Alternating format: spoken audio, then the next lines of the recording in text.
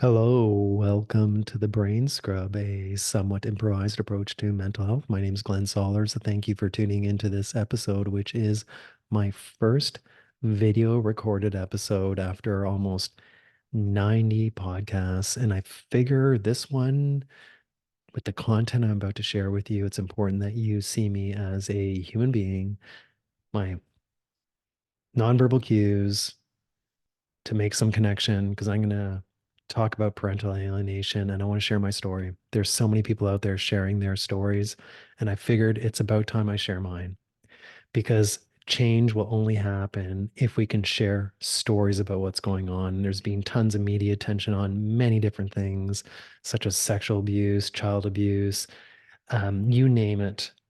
Things are coming to the surface, and it's done through storytelling. And I want to share my story today. My son is almost 21 years old, and I think he can handle this now. And it's probably at an age where it's about time he might want to hear from what I went through. And this is all about my experience of parental alienation as a targeted parent. And my intention for you today is just to understand what us targeted parents go through and my journey. It's been over 7 years since I've seen my son. And now I've dealt with it, what I've realized, and I've been to many different podcasts trying to identify what's going on, understand what I should or should not be doing. And I made a lot of mistakes in terms of what I shouldn't have done to try to see my son. It's too late now. I did what I did, but I don't want other parents to go through the same thing. Like, ideally, when somebody gets a divorce, and they have children, they should be forced to take some sort of parenting program that includes alienation as part of this because it is rising. The trend is rising. There are certain stats out there that I want to share with you, and that is in 30% of families in Canada and the US feel that alienation by a child has happened. The National Institute of Health states that 11 to 15% of families in the United States and Canada have alienated children and a targeted parent. So what happens in alienation is there's one parent that would be the alienator and they're like the abuser. And this is defined by many different organizations that it is child abuse, it's mental abuse because the child is being manipulated and coerced to feel the other parent is to be rejected. And of course, there's many cases where this is justified, where maybe there was some sort of abuse that happened, but there's legitimate abuse and then there is made up abuse. And alienation, clearly in my case, was a lot of made up abuse. What I did was not abusive whatsoever. It was just me being a caring parent, doing the best job that I thought I could. But when things go back and truths are manipulated, it is difficult to fight this situation.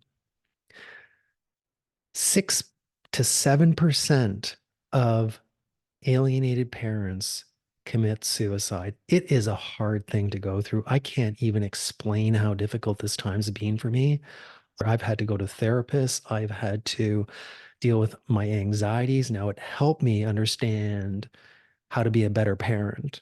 We all have room for improvement. I've done a lot of self-awareness work, and this is great in that respect because I learned so much about myself and what should I do. And hence this podcast, hey? Like, I'm trying to tell the world, you want to love, you want to build community, you want to see how you show up in this world and be the best version of you. I've learned a lot about that as this time went on.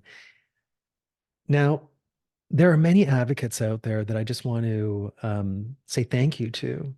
And I'm not going to list all the names. Maddie is probably the most recent one, and she's an alienated child, and she has a lot of incredible podcasts that help build my awareness of what a child goes through.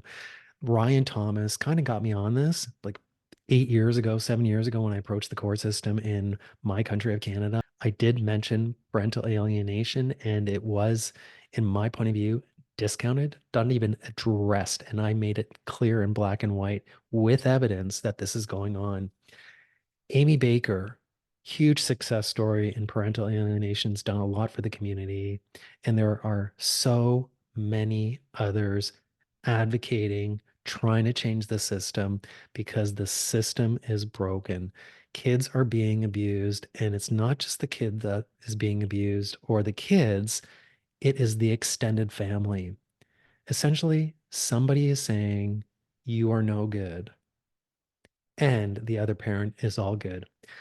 So I have a bunch of notes around here, and I want to start off by just sharing a bit about an article. And this is from the National Institute of Health. Okay. And I'm going to just quote them in this article. No matter what you think of the other party, these children are one half of each of you. Remember that because every time you tell your child what an idiot his father is or what a fool his mother is, you're telling the child half of him is bad.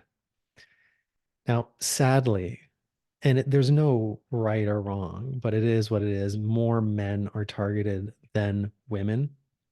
Just want to throw it out there. So when you hear about this, what I see is I see a lot of women advocating out there. And yeah, there are some men, and I wish there were more. We need to share this story because I've tried to share my story with the Ministry of the Attorney General, the Prime Minister of Canada, the Justice Counselors of BC. Nobody seems to be willing to listen, and they're just saying it's too complex. Nothing can be done. But there is so many negative impacts of this, especially on the child eventually, because they're learning habits such as push the problem away, don't deal with that person. They're all bad. Part of you is all bad. I'm going to continue with the article. Parental alienation has been defined by some as a serious mental condition in children exposed to parental alienating behaviors. Parental alienation can be identified through the presence of five factors. The child refuses, sorry, this is factor number one. The child refuses, opposes, or avoids relationship with a parent. Yes, that happened with me. When my son was 13, I got a phone call. Dad, I don't want to live with you anymore. I want to sleep at mom's house. This was after his diagnosis, and we'll call him Jack, after Jack's diagnosis of OCD and anxiety. His mother called me and said, Glenn, I would like you, and we'll call her Jill. Jill calls me and says, Glenn, we would like you to allow Jack to sleep here just for maybe 1 or 2 months, 3 months maybe, until he gets his anxiety in order, and then we'll go back to 50-50 parenting. I'm compassionate. I'm caring. I agreed, but I also told my son it's not your decision to make. You're 13 years old. This is a decision your mom and I need to make. So that's number one, that they avoid the relationship. And from there, things just got worse and worse. And I'll explain a bit more about my story a bit later on. Number two, the child has a positive relationship with that parent before they rejected him or her. Yes, we had a great relationship. I took him on trips. We had a lot of fun together. However, what always happened was he had fun in the moment. But afterwards, after he spent some time at his mother's house, at Jill's house, he came back saying, I didn't have fun. Dad's house is no fun. So something happened there. I don't know what it is. I'm just saying, okay. Three, there is no evidence of abuse, neglect perpetrated by the rejected parent. I did not abuse my child. There was one situation during this whole process after he said, Dad, I don't want to live with you anymore. He wrote me a letter. Allegedly, he wrote the letter about what I did. There was nothing in there that was glaring. There was nothing in what's called a 211 report that was glaring in respect to abuse. And I can assure you and the people who know me that I'm not an abusive individual. I do raise my voice at times. I do like people to be happy, but I'm no abuser. And what happened was I asked him to discuss the letter, and he refused to discuss the letter. He then took my wife's laptop, because I'm remarried, lifted up in the air, threatened to throw it to the ground, So what I did is I had to save that computer because my wife runs her own business. I grabbed the computer from him. I grabbed him. We fell to the ground. I got the computer, but what came back was I hit him. I had an altercation. Part of that story was missing in the 211 report. And the 211 report is a report done by a psychologist to understand each group and what they are saying about the other. And for me, what I noticed were manipulations of the truth. And this was just one example. That laptop was about to hit the ground and it could not because it had vital business information on it. Now, it's interesting that my son learned to resort to picking something up and throwing it, which is a learned behavior. We learn how to handle certain things. And I know where that comes from. Let me continue. The other parent has used multiple parental alienating behaviors. I talked about parental alienating behaviors in my previous episode. I'm going to talk a bit about it today. And the child exhibits behavioral manifestations of parental alienation for sure. The evidence is there that he indeed is being alienated. And I'm going to continue with the article. Here we go. Parental alienating behaviors can include the alienating parent discrediting the target parent by sabotaging, undermining, and manipulating their relationship with the child. After the divorce, my ex and I were very amicable for about 9 years until there was a moment in time where I shared with her that I wanted her to stop calling my son at my house. At the age of 13, she was in constant contact with him, and to let him be with me and to also teach me the skills that she was teaching my son around how to go to bed at night, how to deal with your fears and anxieties. She refused to do that. I then let her know that I always knew that our relationship was not good, and I feared speaking up to her and sharing that. In that moment, in hindsight, what I did was I think I planted the seed of I'm going to take your son away because it wasn't the first time that I was threatened to have my son taken away from me. This happened during the divorce when she announced it. It happened one time when I was late to pick him up. Glenn, I'm going to take your son away. Bye bye. He's now gone. So she won. And if I could turn back the hands of time, I would not have managed that conversation the way I did because I think that helped plant the seed in respect to alienation. The other thing is that nothing I could do was right.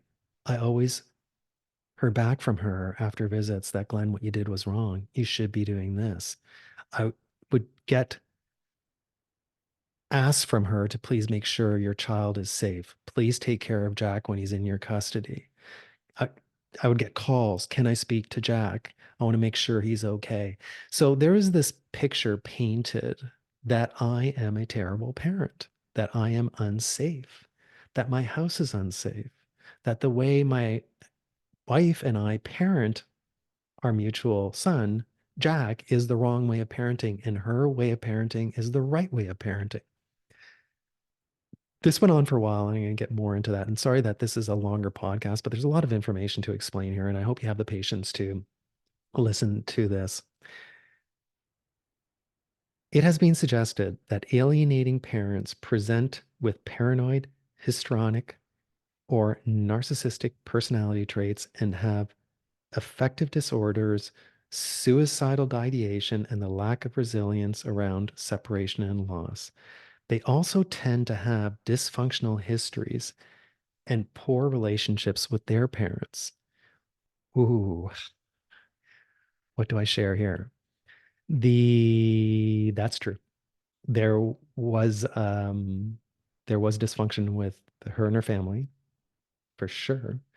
I lost a lot of friends because friends who did not align with her priorities, beliefs were canceled. Happened many times, just even around jealousy. She didn't have a father. Her father left her at a young age, so she grew up fatherless and he just took off. just had her mom. So there were challenges there, but I also need to talk about my family. And I definitely estranged my dad for 3 months. I didn't get along with my father, but then I started talking to my parents, my mom, because my dad's passed away, and there's a history of alienation in my family, but it was more initiated by the father, not the child. And she, Jill, has a situation in her family as well where somebody has alienated their child. So this stuff is known, history repeats itself, and it really aligns with what the National Health Commission is saying just around alienation and to be mindful of history. So my message to you out there is if you're getting married, find out some history, generational history. What might you be up against? Because history does repeat itself, and chances are my son is going to be alienated by his kids. Maybe. Do I want that for him? No, I'd like to have a relationship with him. That's my hope. However, I may never see him again. So ultimately, alienated parents prioritize their own needs over and above their child's needs. And a lot of alienated parents suffer from insecurities. And this is a way of getting control. Somebody loves me. I better control it. If I don't have them in my life, what does it say about me? And they cling on, but they have to have an enemy there, which is unfortunate. So that's why a lot of parental alienation has an underlying personality disorder, such as borderline, narcissism, you name it. But unfortunately, the court system, it's hard to convince the judge of that. And the because of the personality disorder, it's easy for that individual to manipulate the truth and to show a different side of them that people don't necessarily see. They can choose that. And I know that for sure because there was two extremes with Jill in how things were, either super angry or super manipulative and loving. And my child would sometimes come home to my place, Jack, and I would get a call about 5 minutes later from Jill saying, "Can I talk to Jack?" I yelled at him. I said things I shouldn't have said to him. They would be on the phone and she would be crying, would apologize, and then come over and give him a hug. Now, the also, when you hear this, is the abused tends to stay with the abuser. I was a victim of domestic violence. I was certainly hit. I was belittled. I was the target of many curse words and many threats. I had a lot of fear. I didn't stand up for myself, but I forgot one situation where we're on a major highway in Toronto, Ontario, and I was accused of looking at a woman.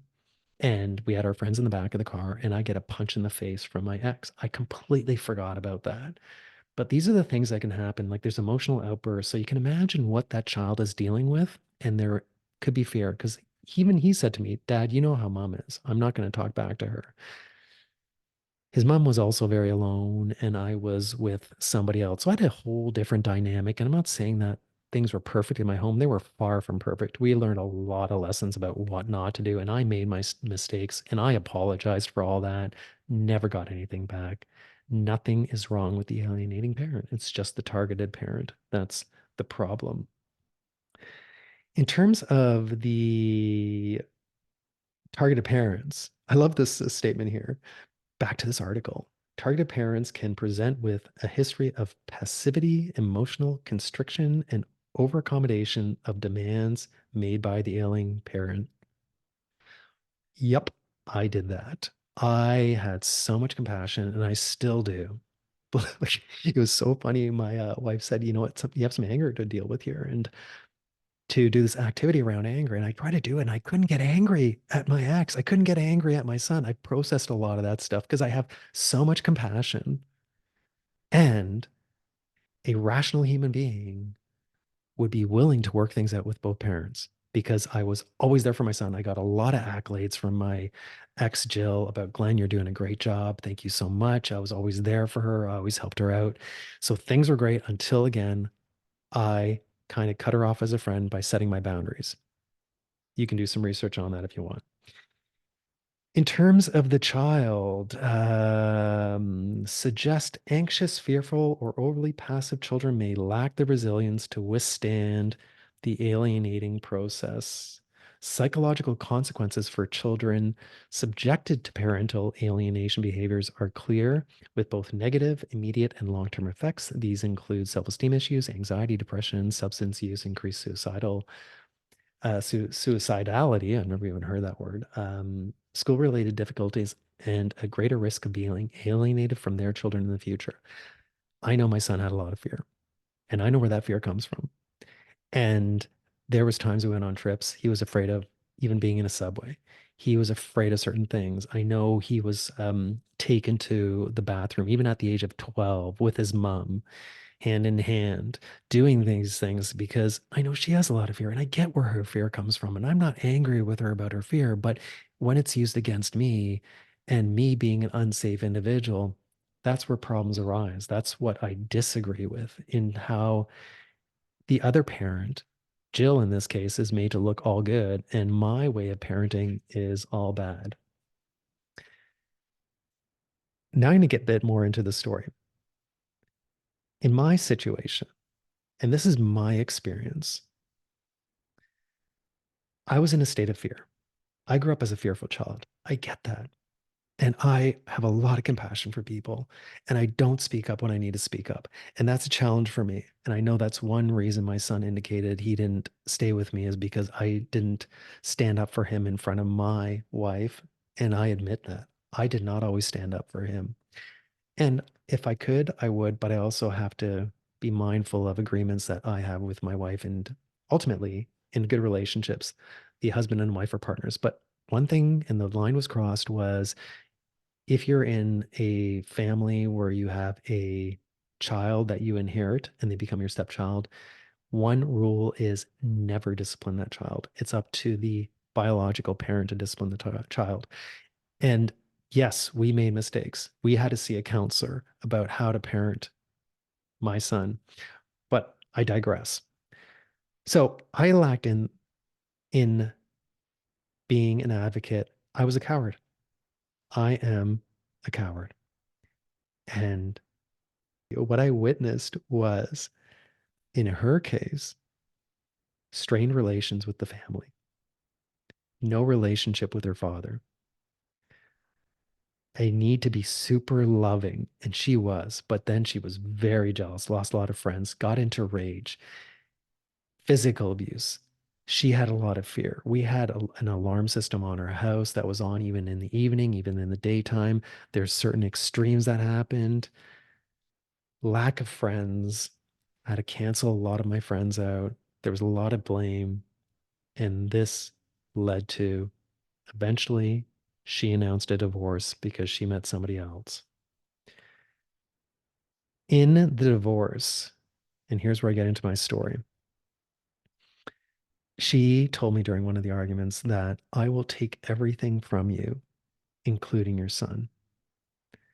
She knew how to hurt me. She knew my triggers, and she knew how to push those buttons. I knew her triggers as well. I'm not saying I'm completely innocent here. I'm not.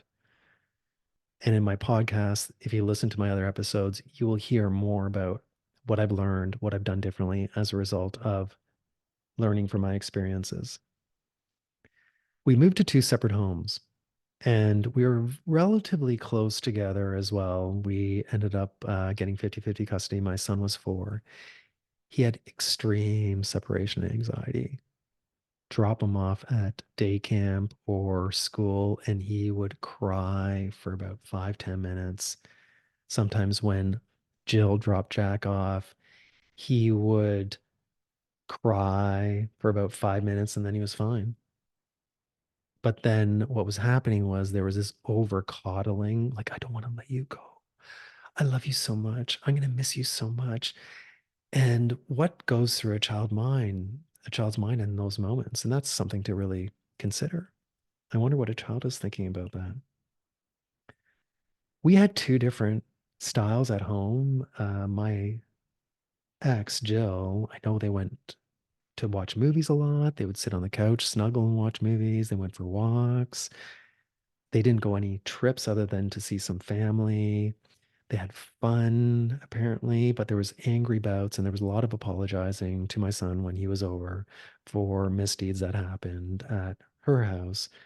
But the big thing was whenever my son didn't like something that I did, he would contact his mom and she would helicopter in to save him. Such as when he was 12, we asked him to take a bus to school. Called mom, she took him to school. So these are the things like I never felt like I had my son there. I felt like I was being monitored. I was under a 24-hour surveillance system that everything was going back. It was like I had a spy in my home sharing things, which made me very unsettled and stressed out. And I didn't know how to be sometimes because it seemed like everything I did went back to his mom and I was reprimanded for it. So I grew up with a lot of fear in this whole situation when we're going through the custody.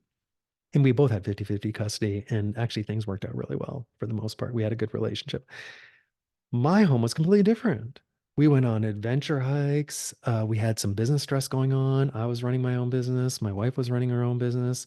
We had certain family dynamics because I had a stepson. So it wasn't just about me and my son. It was about me, my wife, my stepson. I'm a people pleaser. I wanted everybody to get along. My son had a lot of anxiety. I tried to help him the best I could. But like a man, I like to fix things. So I was trying to find solutions. I didn't have a softer approach. I didn't always keep to my boundaries. So I'd set boundaries and didn't follow through. And that's what caused some of the conflict in my relationship with my wife. But my son, he is amazing. He was so much fun. We had laughs together. He was a comedian. He was such a comedian. And we fed off each other. But so he had these great behaviors, but he also had behaviors that were very difficult to manage, like temper tantrums, outbursts. He had huge separation anxiety. When my son was diagnosed, and we always knew something was going on with ADHD and OCD, that's when he told me, I don't want to live with you anymore. And I said to him, you know what? And I already mentioned this is not your decision. It's a decision your mom and I need to make. We made some commitments around him coming back. We had a bit of a schedule that we're going to work on temporarily, but it didn't follow. I didn't get responses at times. I would reach out, not hear anything back. I became very desperate, very desperate. And desperate times call for desperate measures. And I must have looked like I was going nuts. And I was. I didn't know what to do. All of a sudden, I didn't have my son and he was not communicating with me. We had a great relationship before and that ended. It was so hard for me. And I did a lot of research, talked to a lot of different people. What do I do? I got mixed messages and my son got mixed messages. And sometimes I would get a text like right before I'm supposed to see him. I don't want to see you. I have homework to do. Excuses after excuses. And silence is deadly. It's so hard. It's like talking to a wall of lies and never being able to break through.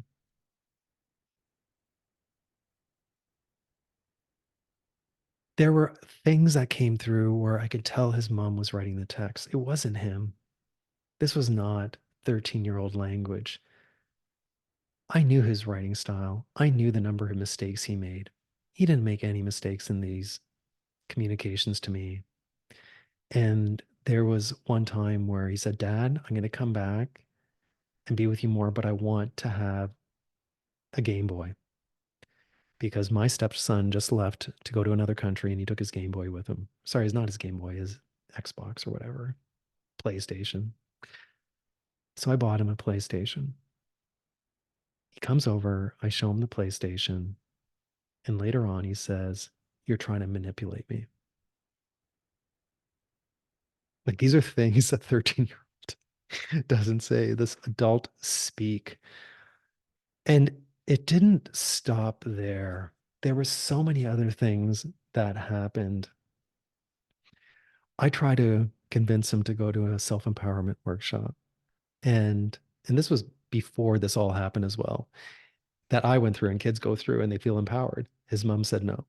And I took him to one and I got in a lot of trouble because one thing about people who manipulate other people, you don't want that person to have control.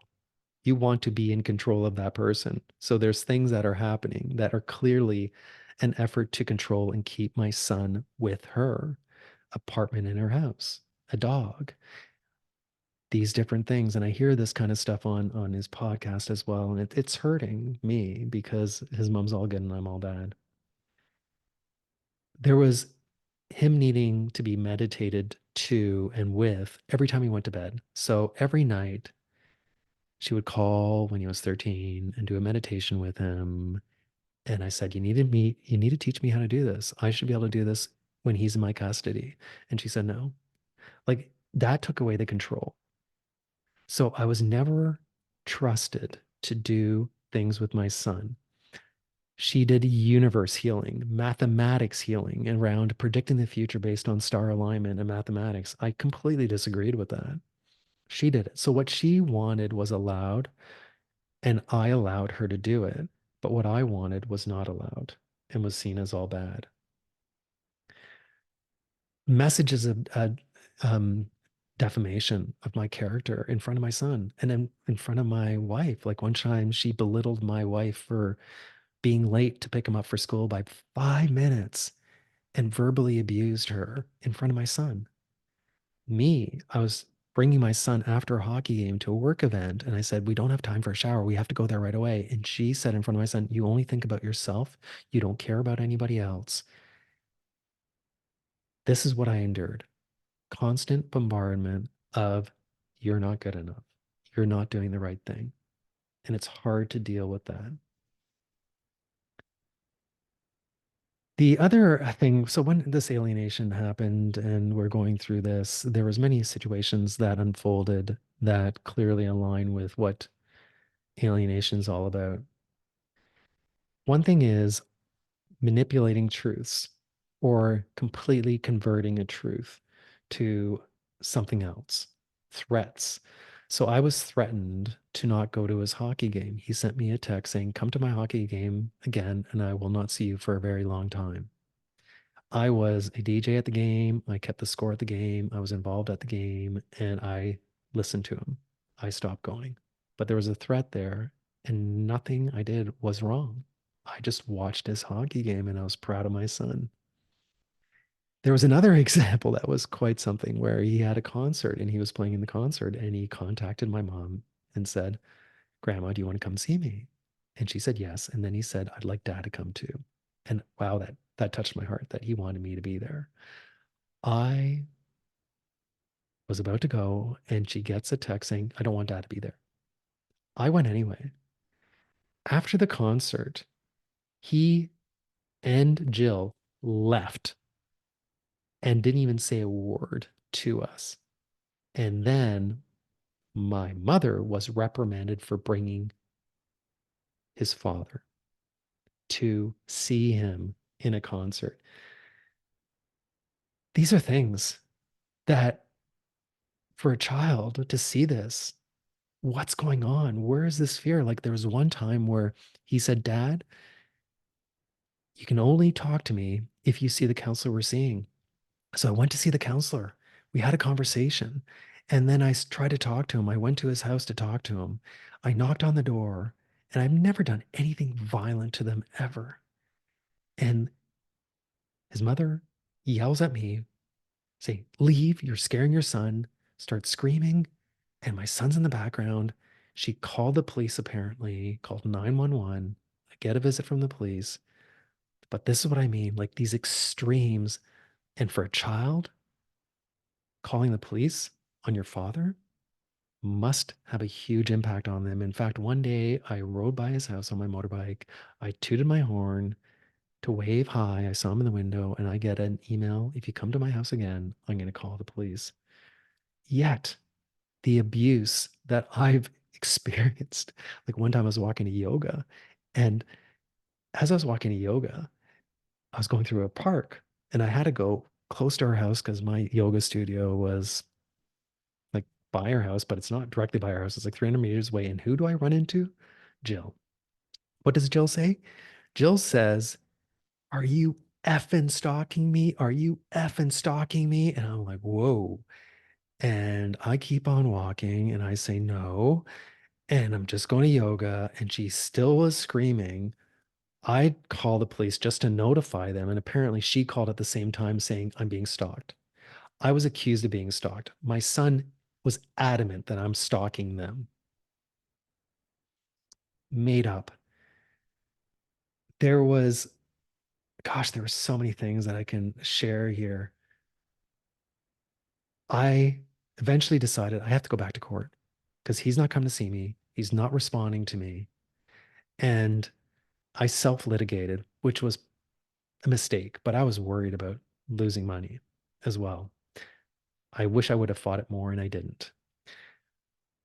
I went to court because we went to see mediators as well and we had a parenting schedule arranged, but it never followed through. Like she wasn't accountable to what she said she was going to do. And in fact, when he came over, he was maybe over for an hour if I was lucky, or 2 hours. Then he would call his mom, say, pick me up.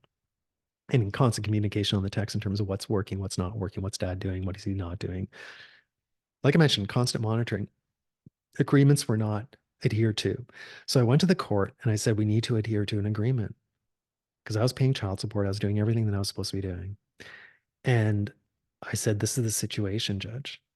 We had the 211 report, which highlighted alienation. I was clear in my affidavit about alienation that I suspected it based on the evidence. And he said to me, if the son doesn't want to see you, there's nothing I can do.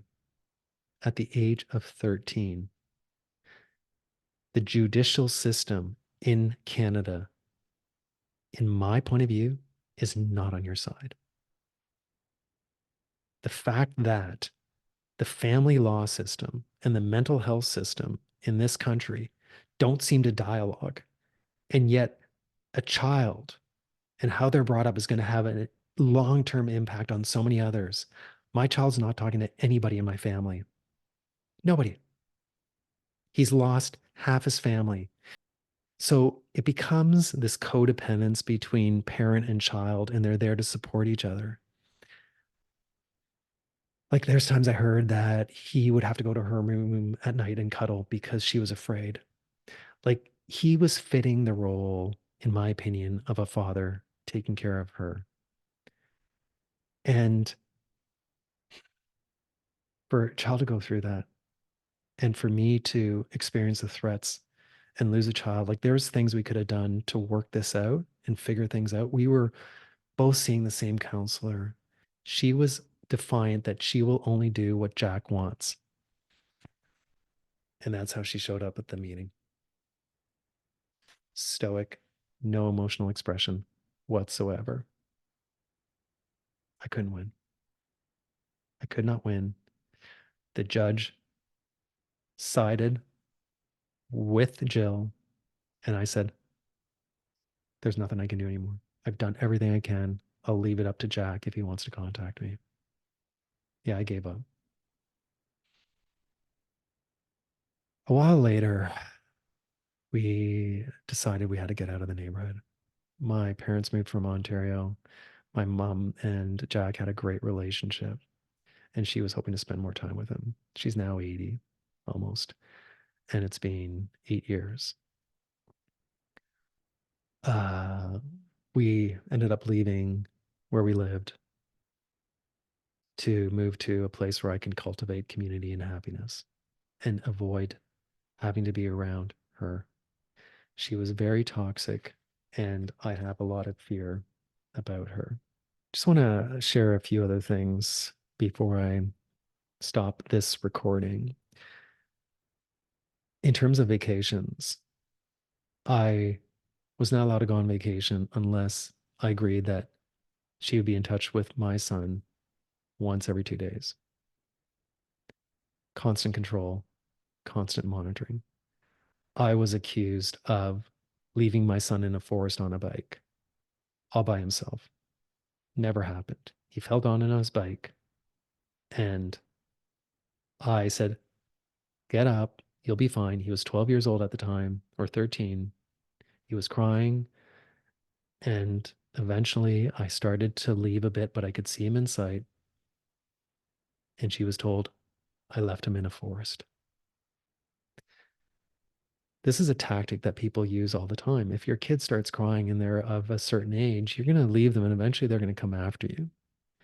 you're not abandoning them. But these are the things that an alienating parent uses against the targeted parent to state to the child, your other parent is bad. Look what they did.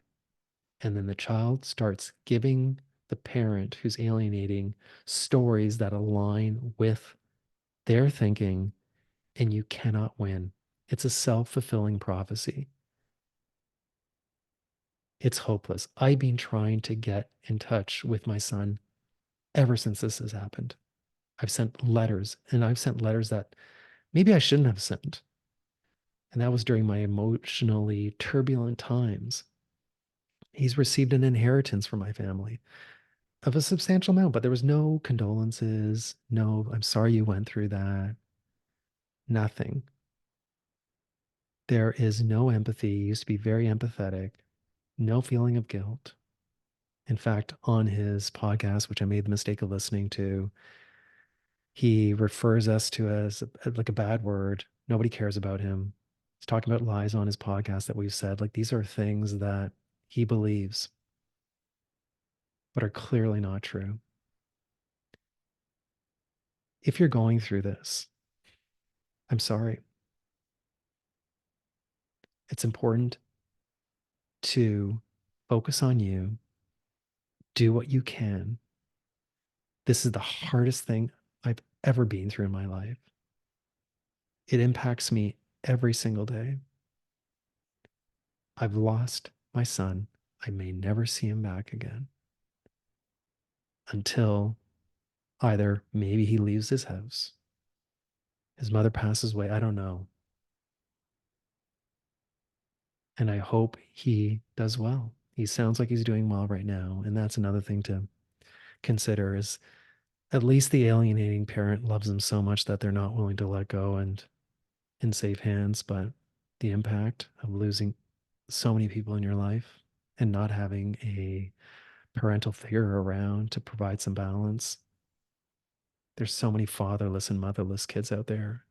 And if the justice system can work with mental health and alienating parents and alienated and target parents like me, I think we can start coming up with some solutions around this.